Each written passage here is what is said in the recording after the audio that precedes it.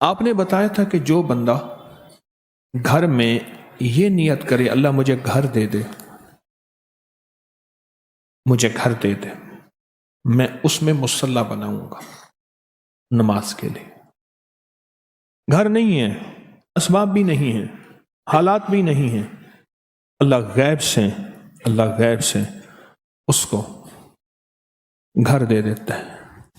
وہ صاحب کہنے لگے کہ میں نے یہ نیت کی کہ اللہ مجھے گھر دے، میں اس میں ایک جگہ چھوٹی سی 2-3 جائے نمازوں کی، 4 جائے نمازوں کی، اس کو میں مختص کر دوں گا، مخصوص کر دوں گا کہ میں نے یہاں مصلی بنانا ہے۔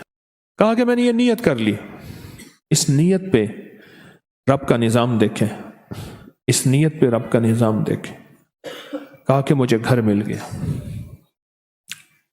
پھر ایک عجیب بات اور کہی، یہ کہا کہ میں نے آپ سے درس میں سنا تھا کہ یا اللہ مجھے گھر دے، میں مہمانوں کی نیت کرتا ہوں، مجھے گھر دے، مہمانوں کی نیت کرتا ہوں۔ کہا میں نے مہمان کی نیت کر لی، اللہ مجھے گھر دے، اور میرے پاس کوئی اسباب نہیں تھے۔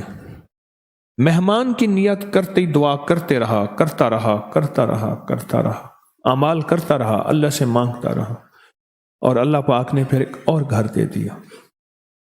فرمایا کہ ہر گھر قیامت کے دن پوچھا جائے گا، مگر وہ گھر، وہ تعمیر جو مہمان کی نیت سے ہو۔ ایک اللہ والے کا خادم جا رہا تھا، پوچھا کہاں جا رہے ہو؟ تو عرض کیا حضرت گھر کا سامان لینے جا رہا ہوں۔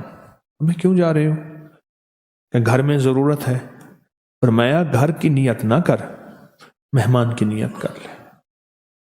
یہ جو مہمان کی نیت کر لے گا پھر گھر والے بھی کھائیں گے، اور اگر کوئی مہمان آ گیا تو وہ بھی کھا لے گا۔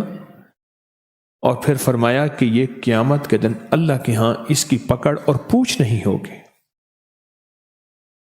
پھر ایک اور نے ایک بات بتائی، میں یہ چھوٹے چھوٹے عطا کے بہانے بتا رہا ہوں اس کریم کے، اس کے دینے کے بہانے ہیں کہ بندہ ایسے تھوڑی سی نیت کر لے، تھوڑا سا خیال کر لے، تھوڑا سا گمان کر لے، تھوڑی سی نیت کر لے۔ اب ایک اور سن لیں۔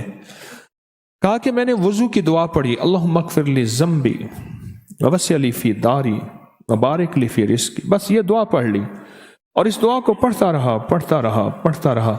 اللہ پاک نے غیب کے خزانے سے مجھے وسیع گھر عطا فرمایا۔